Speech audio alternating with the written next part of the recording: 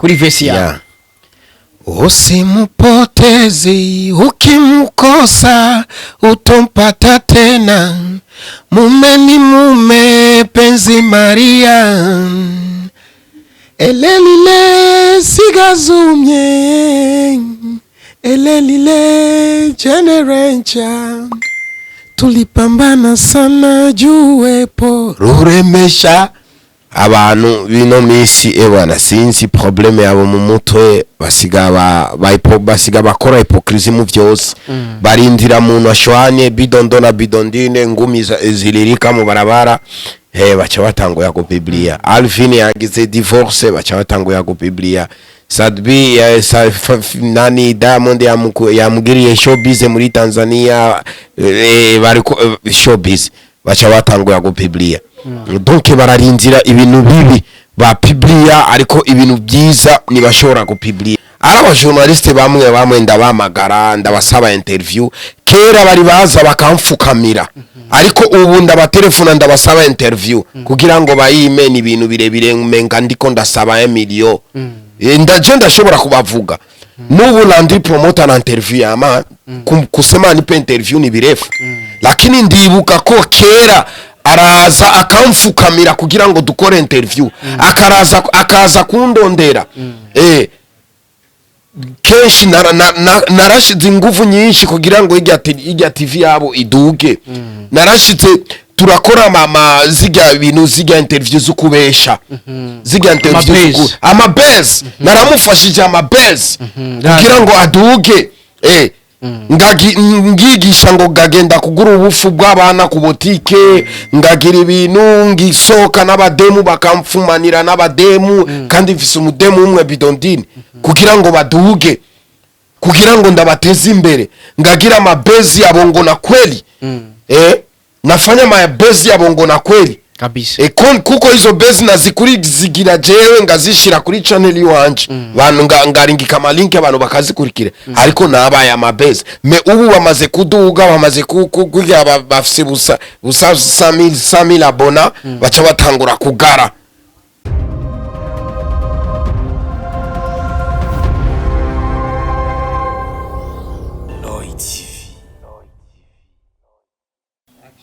Oh yes, 1 2 everybody, my name is Radio, this is Loy TV in the place. You know what it is, I just said Mr. Radio, I'm back again. Nagatse rero amuda kubwira vyinshi muri entertainment, amuda kuzanira aba hitmaker kuri micro ya Loy TV. Already the gentleman, call a like na comment kugira ngo uzurabona professional interview, uzurahabwa update news.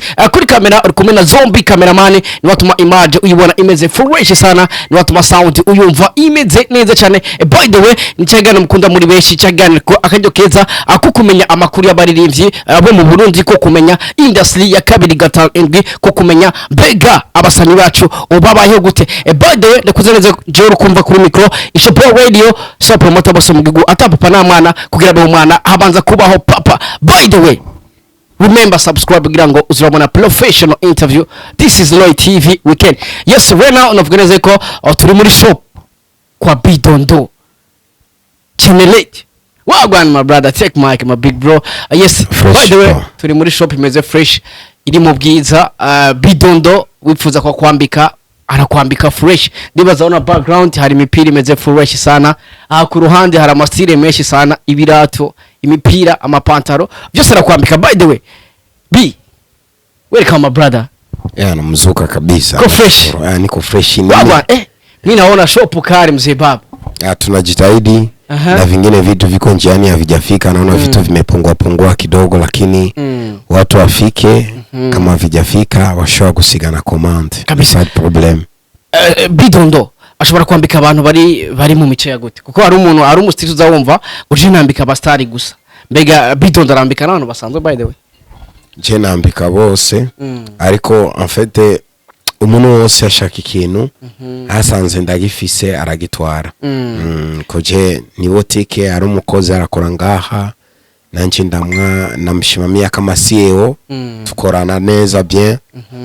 Donc umuntu wari wose arabiye stati cyangwa akaza kutembera akabona ikintu ashobora kugitora. Ku bantu batazi adresse bashaka kugira ko uba adresse mbere ko dutangura ikiganiro kugira ngo dutangure ikiganiro chat. By the way jenze ko ari mu Buyenzi ibarabara se kujya gatandatu kuri 6 numero 29 mu Bwiza. Donc ushise kuri permanence ucuduga na 6 ya Bwiza izero ya kabiri ucu kuri numero 29 ucubaza Bidondo fashion. Vraiment abantu barahazi bashaka kukuzana wagwana ndibaza mwavyumvise Bidondo fashion abantu baca bakuzana. By the way imbere ko tangura ikiganiro B umunsi wagenze gute kuri Bidondo by the way? Uno munsi umunsi wagiye kugeza navuga neza ko twakora ikiganiro ni mu masaa 8. Umunsi wagenze gute uva mu gitondo gushika saa 8 kuri Bidondo? Izuba ni nyinshi vraiment natigitse nabuze inoti ariko mu kanya tu imane zokora vyiwe inoti iraza polipole turatigita turondera agafuka abana no sasa hageze saa 8 utararonka kumenga umunsi ubuheze musaza. Oya ariki umuntu ararongana saa 2 ukaronga umukiriya cyangwa saa 3 gisoro umuntu Bidondo ni gute kaga trikora cyaga fise ego ya kirato ya fose akuzanira naho karonga gafuka abana kabisa. Twigire kuri Mpenzi Maria wagwana indirimbo navuga neza yuko imaze imisi 9 kuri YouTube channel ya Bidondo. Ni indirimbo yari maze kwezi kumwe ari audio ariko imaze imisi 9 bayikore video. Let's go. Mpenzi Maria en fait ni indirimbo ya featuring na Sigazumye. Sigazumye n'umugenzi akora asumugwi ya Ruremesha Ngabo bafise groupe me kenshi arakunda kuza gukora nanje en privé pembeni. Bo ndamwakira tugakorana. Mpenzi Maria torayikoze acyaravuga ushobora kwishira kuri YouTube yawe kugira ngo abantu bayibonye. Me ikintu kirambabaza ko nabantu bari ko barayikurikira cyane imaze kuronga 1k mu misi 9 ariko kuri jewe vraiment si bintu vyoroshe si bintu donc sinzi kuno shobora kwishigura nico gituma ndakunda kubabwira abafanzi bareke kuturondera hano tutahari baturondera hano turiyo kobe abandi babarondera ku ma YouTube ko twebwe bashaka kutubaza ngo Bidondo yazimye kutagenda kuri YouTube yanje karaba ko nagishasha nashizeyo hanyuma ucidoga muri kate ngo Bidondo yazime. Kurikira YouTube yanje gira subscribe gira ma commentaire gira niki kugira ngo nsore ikintu kakibona sivyo kabisa. Kuko Jesse nshobora kumara kwezi kukahera sindashize meme na audio basi kabisa. Yes nkuko nabivuze rero nibaza mwavyumvise n'indirimbo yari maze kwezi kumwe ari audio ariko baje kuyikora video imaze imisi 9 kuri YouTube channel ya Bidondo. Bidondo avuze ati abafana muvuga ngo umuntu yazimye ariko mutagiye kuri YouTube mbega ibyo bintu babisigurika Bidondo. Ariko imeko dutangura kuvuga ku indirimbo Mpenzi Maria ndashaka ugireho uba aga freestyle gatoya by the way kuri verse ya Usimupotezi ukimkosa utompata tena mume Penzi Maria elelile Sigazumye elelile generencha tulipambana sana juwepo Ruremesha we jama big up sana mabada ariko hari kintu abantu benshi bagumye bibaza mbega ni kubera cute indirimbo yagiye kuri TV channel yawe kandi indirimbo ari featuring yiwawe. Donc Sigazumye n'umugenzi kujya kwa exemple ndashobora kuvuga nani The Ben yashize ya ndirimbo kuri YouTube ya Diamond awe boda ni simple ku muntu arabona ko urakurikira cyane abantu baragukurikira kuko nimbari arabombo bivana na decision ariko arabona ko Bidondo ndamukunda nta kibazo reka ndashira uburyo bw'iwanje hanyuma nca ndayishira kuri channel yiwe kuko twarayikoranye ndakunda hari umuntu wagukunda ashobora kukugabira n'imodoka tureke indirimbo hari benshi bagumye bibaza yuko yabaguha amafaranga menshi gira ufata ijya ndirimbo ishire kuri YouTube channel yawe kandi indirimbo atari gwawe na ni 10 yamaye en fait n'umugenzi ndamubaha aranyubaha Sigazumye n'umuntu mwiza cyane mbo sinshobora kubura n'ibyarage arahari kenshi ndonsi ngorane muhira ndamutelefone bwana ndugu yangu bikwaye bwana uko akielewe kiwai mara moya tuangalie gisi tutakitengeneza ya donc kugira ngo dukorane na vyamahera ndamusaba ndamubwira wowe ufise inspiration ingo tufanye kazi cyo gituma twatorakoze na dunia sio mbaya sweet indirimbo nyinshi twakoze na sigazumye zishikanga 5 ya ugiye kuraba ijya ndirimbo Mpenzi Maria ni ndirimbo ifite amasanamu meza nimba utarayiraba agenda kuri YouTube channel wandike Mpenzi Maria by Sigazum featuring Bidondo uraza kubona ni ndirimbo by ifite amasanamu meza mbega ugiye ijya video yobatwa amafaranga na gute kuko ugiye kuraba ko ni video ifite quality and video ugiye kuraba yarimo amafaranga menshi sana ijya video yadutwaye nga 2,500,000 si menshi cyane yadutwaye nga 2,500,000 bimwe bamwe baradufashije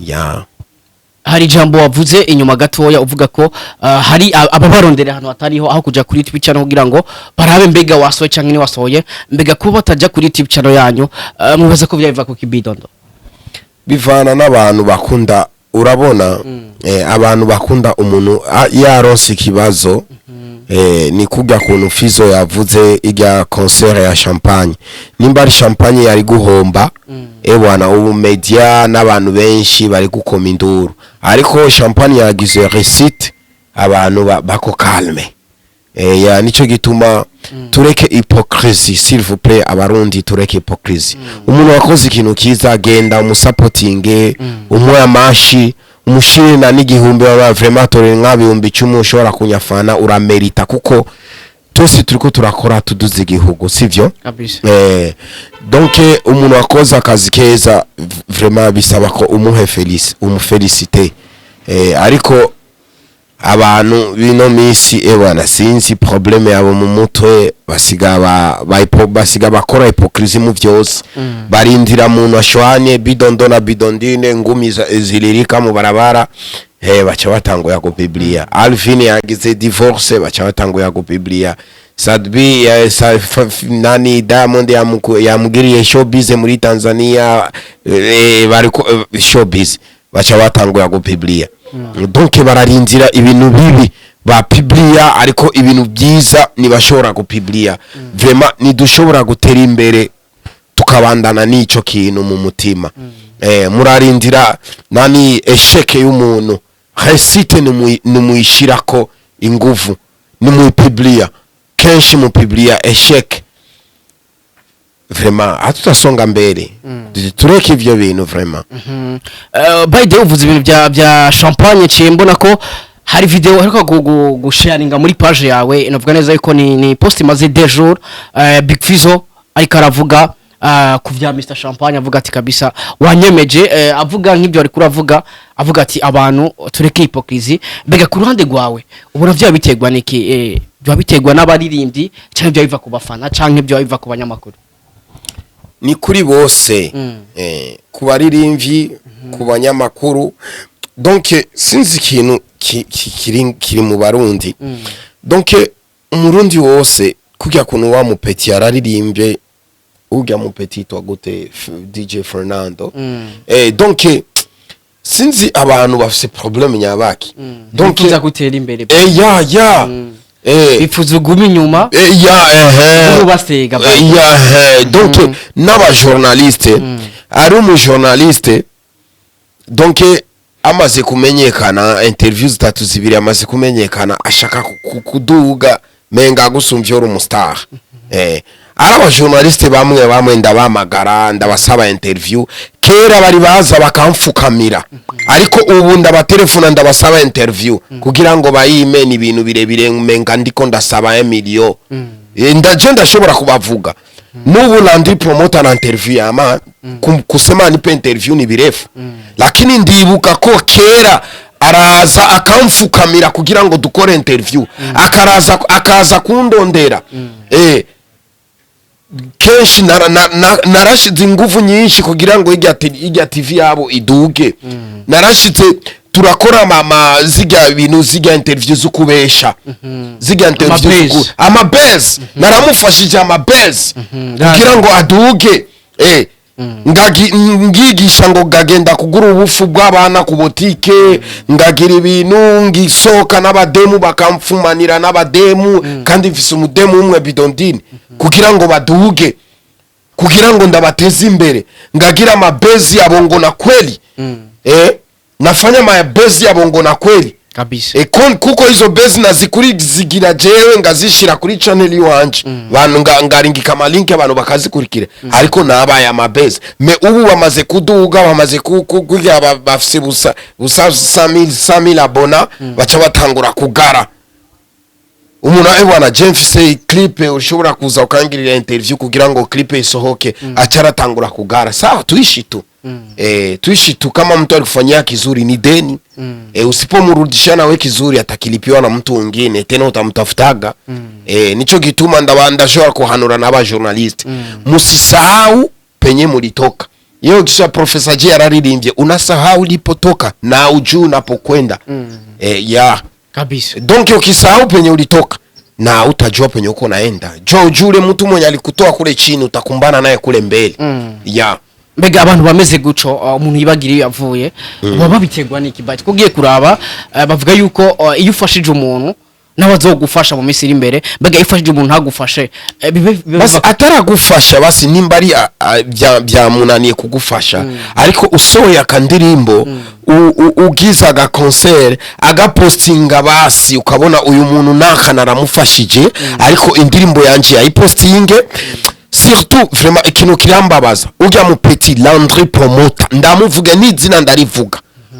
warangoye amakosa yara makesha nikosia 3 fois ye na F Bali na kameramera wake narashavuye no gushavura amakosa nyabaki niliba support kwa muda mrefu lakini leo natoa nyimbo hata kushare link yangu hata kutia linki kustati nafanya show hata kuposti show yangu hawezi kuposti bana sahau pe nimebatoa juko na busamira bona leo na sahabu nasema naka wametusupport walifanya mabezi za bongo na ukweli juu tupate nafasi acha na sisi tunakuwa juu tukamata hata link yao tuposti yaraba nani donc nicho gituma hatu nabo kwenye wanaenda batafika hawatafika unaona ndakubwire ikintu ari umuboss umwe s'il vous plaît mumbabarire ndashaka kubabwira abantu ari umupatro sivyo yari afise umukozi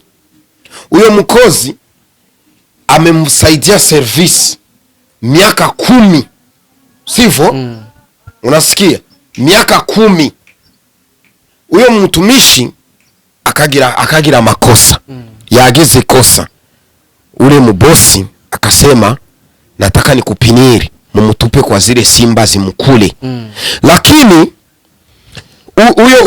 uyo munani uyo mtumishi akasema boss mbele kwanza ya kunipiniri naomba unipe siku 6 uyo mtu kwa zile siku 6 akaanza kusaidia zile simba akazipatia chakula akazinunulia akazifanya fresh uyo siku 6 zikaisha wakakusanya watu walipokusanya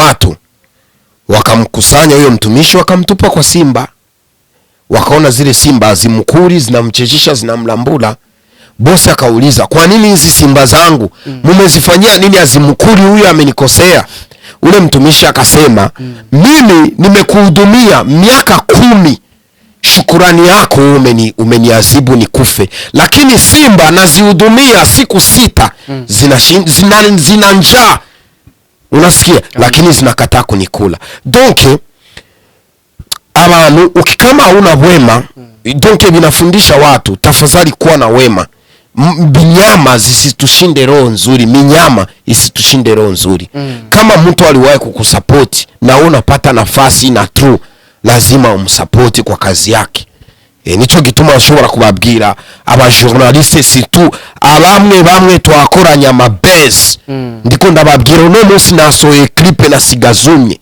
na numwe yarapostinze clip iwanje mbega mu nyamakuru niranzi promoter wenyene si wenyene ni bose nabajya bakoresha umwanya nabajya bose si tu bose ba Isaac boss ndiko ndababwira ivyo mwakoze ivyo muriko murakora muriko murangirira amakosa kandi muzobisanga imbere tout se paye ici vraiment mbega ku ruhande rwawe navuga neza yuko urumva ko ari ibintu bibabaje kuba umuntu waramusapotinze ariko hagira ko nawe aguha support yiwe ntaboneke mbega muri ico gihe Bidondo wavyakiriye gute abantu kandi uramurondera ukamutelefona ukamurungikira na link na ni réponse na ni ata naibonye na ni subscribe yagize akigirisha showbiz menga ransumvye ubustar kandi ni umujournaliste n'abacana muache hypocrisie mais mumvise ko Bidondo na Bidondine bashwanye mumvise ko Bidondo amejikolea mbarabara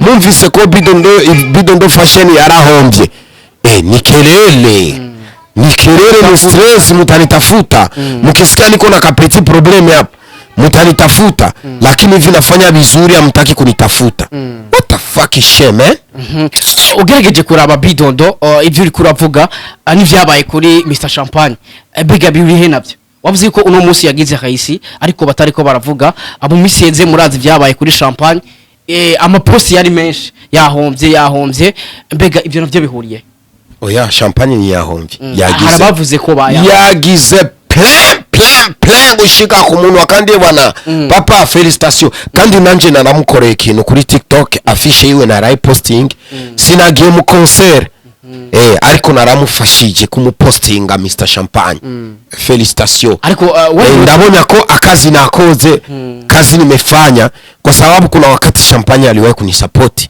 na mimi nilifika wakati anafanya show yake nimempost TikTok nimempost Instagram nimempost Facebook nimempost na nikamwambia watu wangu twende arena tumsupport nina Big Fariazi hao yavuze ati kabisa uranyemeje ariko ugiye kuraba abantu bariko barayivuga ni Champagne akifanya ataka akiugua hata mguu ukivimba au apate ataka problem kamera zitayala watamtafuta lakini viko nafanya vya bien anaenda Tanzania Dubai mawapi anafanya show abamposti abamuoni what the fuck nabirudilia tena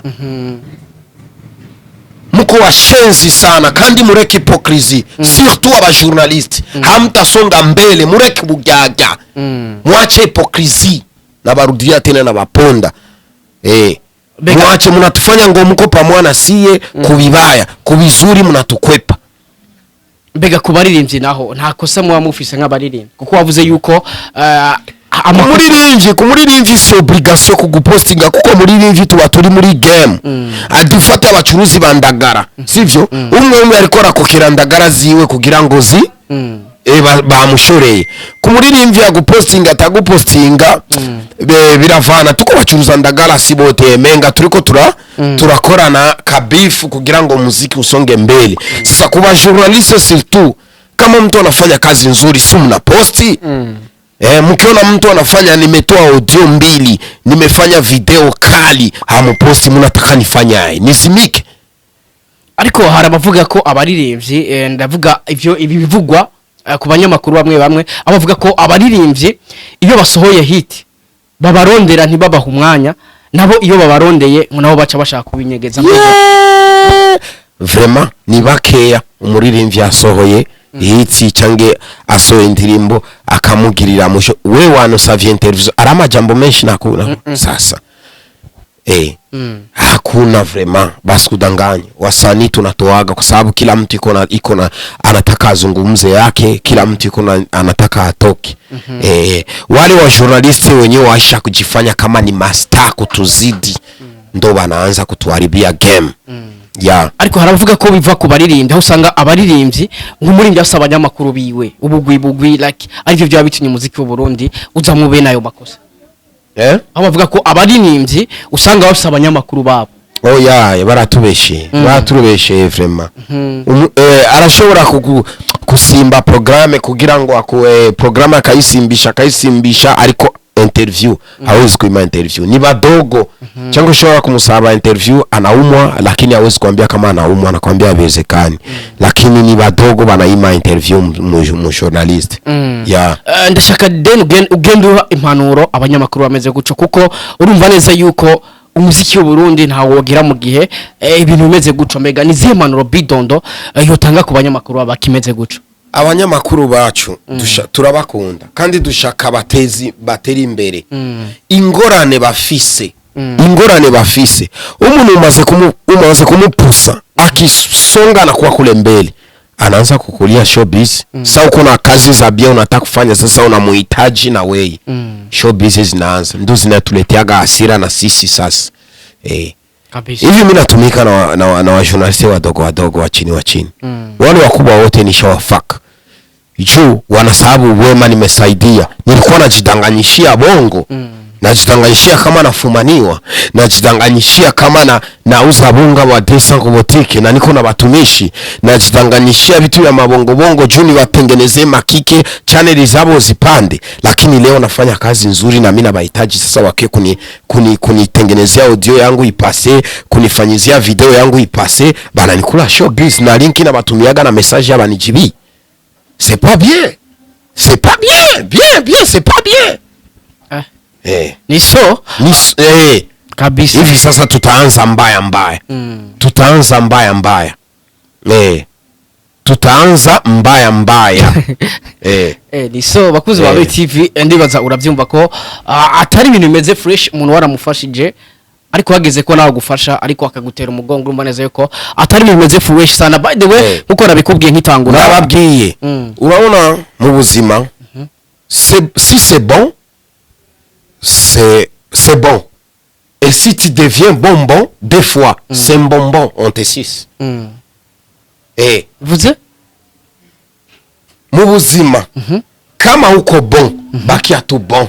Zoguma bon, mu bantu bose. Ariko si zoguma bonbon, des fois, on va me sucer. Kabisa. By the way, on va me manger. Parce que ndagufasha rimwe kabiri, je ne peux pas. Kuko namaze kubona namwe ngene muri ko murahinduka. Parce que la première fois je te donne interview tukakora kike ngakugirira butubezi tuniki tugatatu kane gatano unaanza kuwa na kiburi sasa mia unitafuti tena ushapata kike unaanza kutafuta benye unataka. No. Na mimi ndaanza kuwa na vraiment ukitaka kunipanga tufanye kike siju tufanye base na kwambia ni bishoboka. Ichara tukore interview normal udashase taha iwanyu. Ushaka kike shira noti. Tukre kike. Imaze gukora kike ngo ubagufumi. Akugira gusa urubuga rw'ibiri mbere lake. Urako umuntu wagakora kike ngo bamufumi. Ese.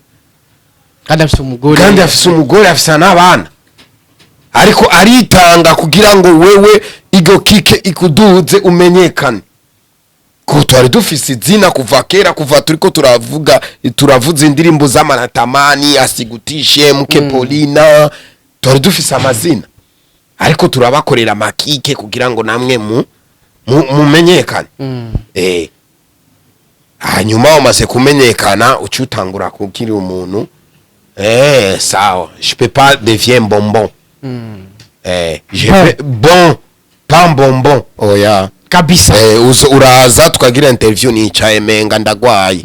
Interview kahera ugataha. Bijya bintu bya kuvuga ngo tukiri kike kugira ngo nanje ndose ama views kugira ngo nanje nduge ngo bagufumanye bidondo ariko risoba ko mbarabara ngo bidondo mukabare aborewe tubapite na makike mutabakia hivyo na nikutana interview tunakala chini tunaongea normal.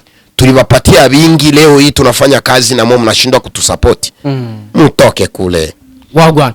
Bade nkuko nabikubwiye ni ndirimbo ya Bidondo imaze imishenda ni ndirimbo Mpenzi Maria wajoja kuri YouTube channel ukandika Mpenzi Maria by Bidondo uraza kubona indirimbo imeze. Bade ni ndirimbo nakunze ifite amasanamu meza sana ni ndirimbo ugiye kuraba irimo amafaranga akajambo kanyuma ku bafana basi.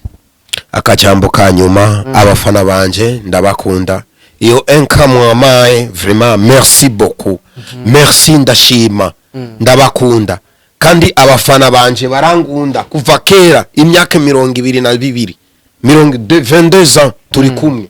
Ndabakunda cyane iyo enka yanyu ndayishima vraiment mu support na musikosi kuzidi kuni support muongeze nguvu kugira subscribe kugira makomantere mu ndirimbo yanje kuyikurikira mukayiraba ku mwanya umuntu aronse watch timing na subscribe kuko ni icyongereza urazi kuvuga birananiye ariko ndakivuga uko nyene ya Bidondo yavuye kuri Bido na ndo donc Bidondo arabakunda akabido na ndo turabakunda cyane hari indi zina umaze imisi uvuga Bidondo love najyo risobanuye love n'urukundo donc Bidondo bafise urukundo ya donc ya love n'urukundo donc Bidondo n'umuntu urukundo n'umuntu wayitanga donc singara nditanga mu bantu nditanga mu bagenzi nditanga mu bakozi donc ndi umuntu ndi simple mu buzima bw'iwanje na bifu mfise donc ukinigeuka ndo vraiment ndakuchana hapo bishe sina muda kukwekea nzigo mimi no nakuchana hapo uye kosa yako bishe pale kwa kundi abandi ndiko ndabachana kabisa reka ndagushimire sana Bidondo wakoze kuduha time. Merci beaucoup ndashima namwe vraiment mubandanye peace sana hari ikindi gishasha kiriko kiraza donc ni moto tawapiga vile munifuatilie musinifuatilie ntazidi kuwapa tu mpaka mutabikubali wagwana yes bakoze ba TV reka ndamushimire sana Bidondo arakoze kuduha umwanya ndibaza atwayaze byinshi bigiye bitandukanye haba ku muziki w'u Burundi haba ku ndirimbo yo shasha bwa ati ndafise n'ibindi bishasha ngiye kuzana kuri kamera bari kumwe na Zombie cameraman ni yatumye image uyibona imeze fresh sana ni yatumye sound uyumva imeze neza cyane by the way je kumva kuri micro show radio sa promoter bose mugiwe atapapa na mwana kugira abo mwana habanza kuba papa ndabakunda cyane we love you so much dusubire ubutaha ciao wagwana.